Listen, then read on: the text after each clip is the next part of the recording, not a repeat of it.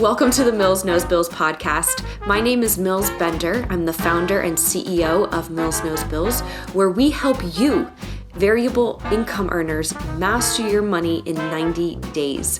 The point of this podcast is to help you make the most of your fluctuating income so you can stop living paycheck to paycheck, pay off your debt twice as fast, and get on track toward reaching both your personal and professional financial goals. Now, as I continue to grow my team here at MKB, you may have some guest hosts from time to time. However, our goal does not change. Whether we're bringing in a guest speaker, having an in-depth conversation about our personal finances, or talking about a topic that is of interest to you, our goal is to help you master your money. Hello, everyone, and welcome back to another episode of the Mills Knows Bills podcast. I'm your host, as well as founder and CEO of Mills Knows Bills, Mills Bender. With us today is a very dear friend of mine, Doug, who's going to be asking a burning financial question, but I'm also interested to see a little bit more about what he does and how his services actually also help the same Vin Henry demographic that we here at MKB help target. So Doug, good morning. How are you today? Good morning, Mills. It's an honor to be here, and I'm excited to do this episode with you. Likewise. So before we get into the financial question, tell everybody a little bit about what you do and how you help Vin Henrys. Yeah, I've been building sales teams for Fortune 500 companies for 13 years, and I just recently went into coaching and consulting full-time for small business owners that need to build sales teams as well as fractional integration. I found that a lot of building sales teams was just doing the basic business stuff that a lot of people don't do, which is, organizing your rocks, scorecards, BTO, all that good stuff around EOS. So I found my calling there. I love it. And you are excellent at what you do. I know firsthand, and I would shout your praises from the mountaintops. So thank you for taking time out of your morning to be with us this morning. Likewise. So, what's your burning financial question, sir? So I got into business young. I bought my business at 23 years old. And by the time I was 26, it was doing $5 million a year. And so obviously I had no idea what I was doing financially. Still have no idea what I'm doing. You do now a little bit. You got to give yourself credit. After 14 years. And so my question is, and I feel like this happens to us entrepreneurs all the time, and we fumble the ball the first time, maybe the second time, the third and fourth. We may spend a whole lifetime fumbling this ball, but we get a large cash influx because we've done a lot of business in a short amount of time. Or in my case, I got these big bonuses from AT&T, for instance. Mm-hmm. And it was whenever I hit my quality metrics and I hit my sales marks, and there was a few other things. And all of a sudden, I'm looking at an extra 80 grand in my bank account. And for the business owners listening, it may be 8 grand, it just depends on the size of your business. But at the end of the day, it's an amount that's maybe like 10% of your gross income, or just this large influx that comes into your business. And my instinct back then was, because I took a lot of pride in this, invest it all back into the business. Every penny goes back in the business, and then it comes back out, and this just keeps happening over and over. And people talk about this all the time, and all the silly gurus on Instagram talk about this all the time. It's like, put it back in your business and do it again, and then 5X it, and then 10X it, and your business is your best investment. And it's hilarious when you listen to it and you've been through it, and you know that that's not the answer. So I know pieces of it, but I feel like you have the holistic answer for us. What do you do when you get that large cash influx? Well, first, thank you for the question. That's an excellent one. Secondly, that's a great problem to have when you make all this extra dough.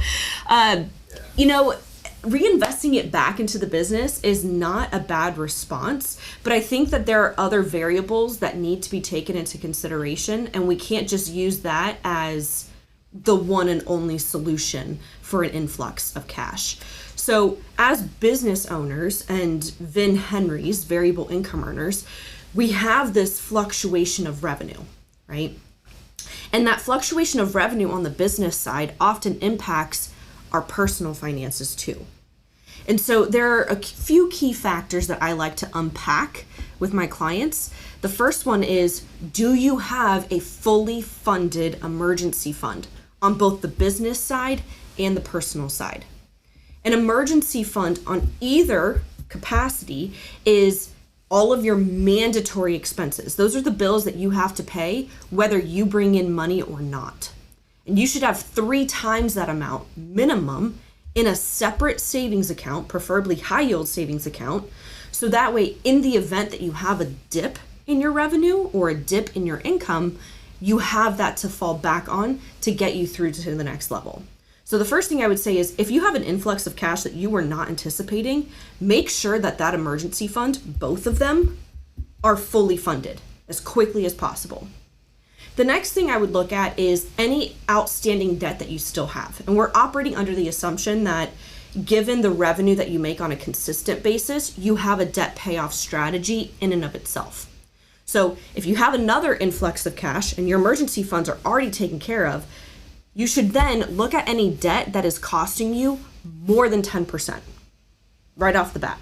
And the reason why I talk about 10% is because the S&P 500 over the last 100 years has actually averaged 10% rate of return year over year.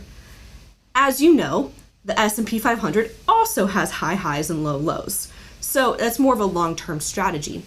But if you have any outstanding credit cards or car loans, anything like that greater than 10%, that bad boy's gotta go. Because on average, you're gonna earn less than that 25% APR in your investments in the stock market. Now here's where it starts to get really interesting.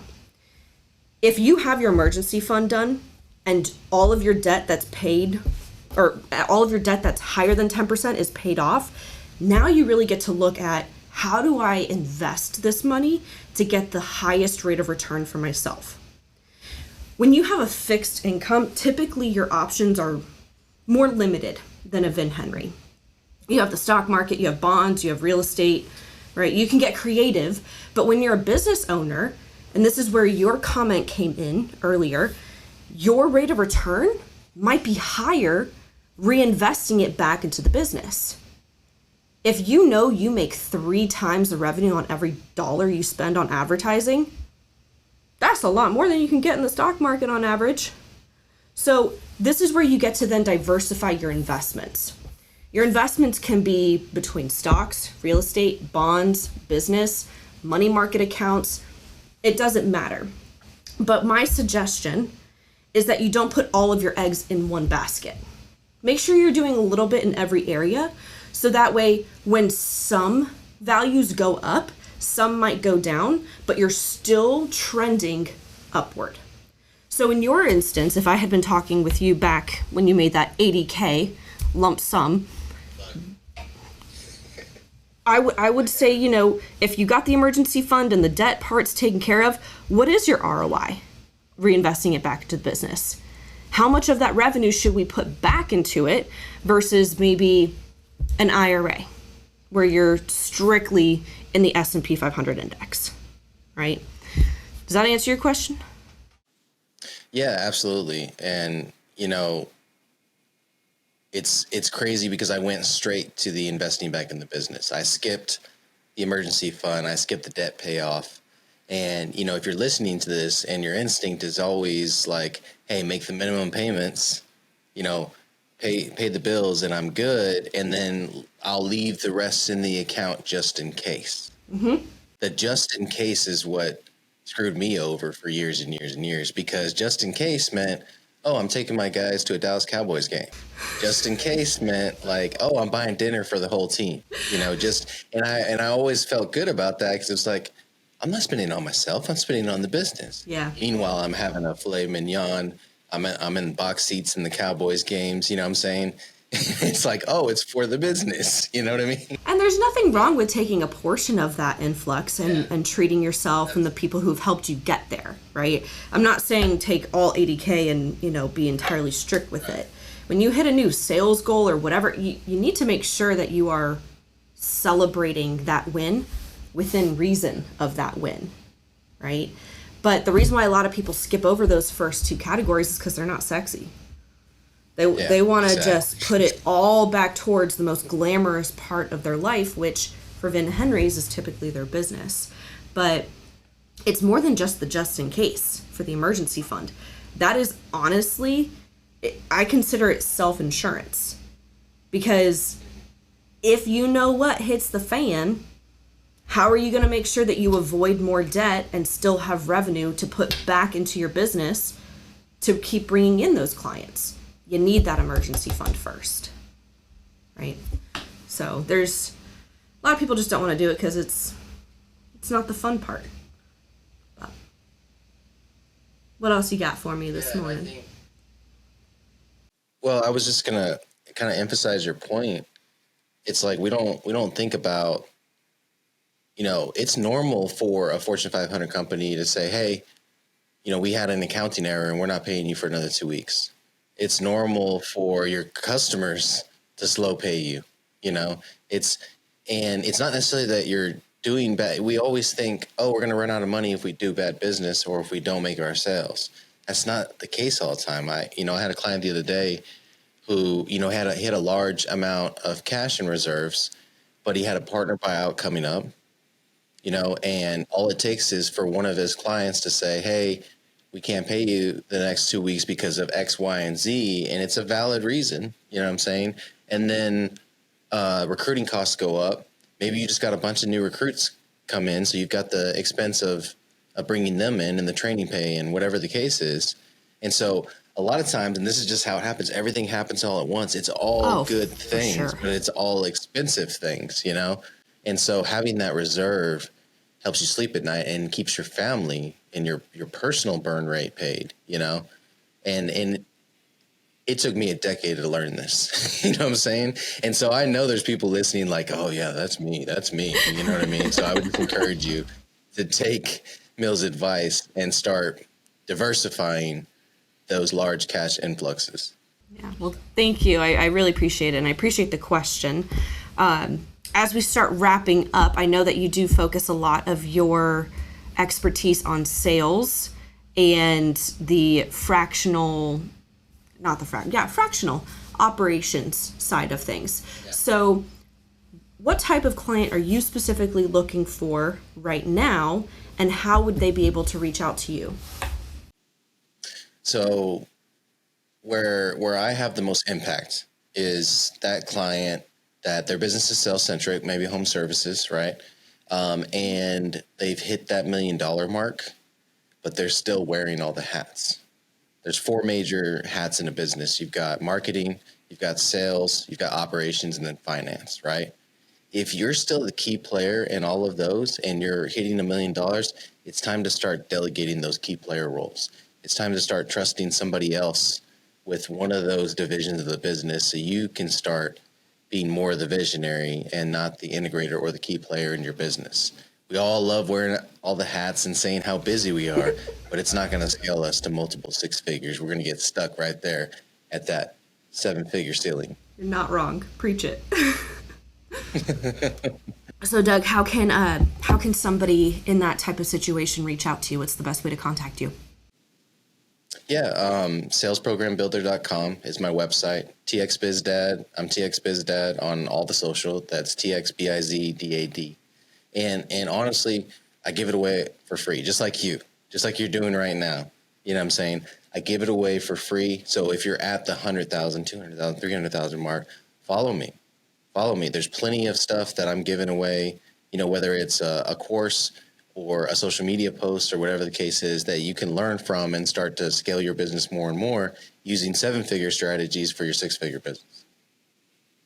Well, thank you again for taking time out of your day. I really appreciate you doing so.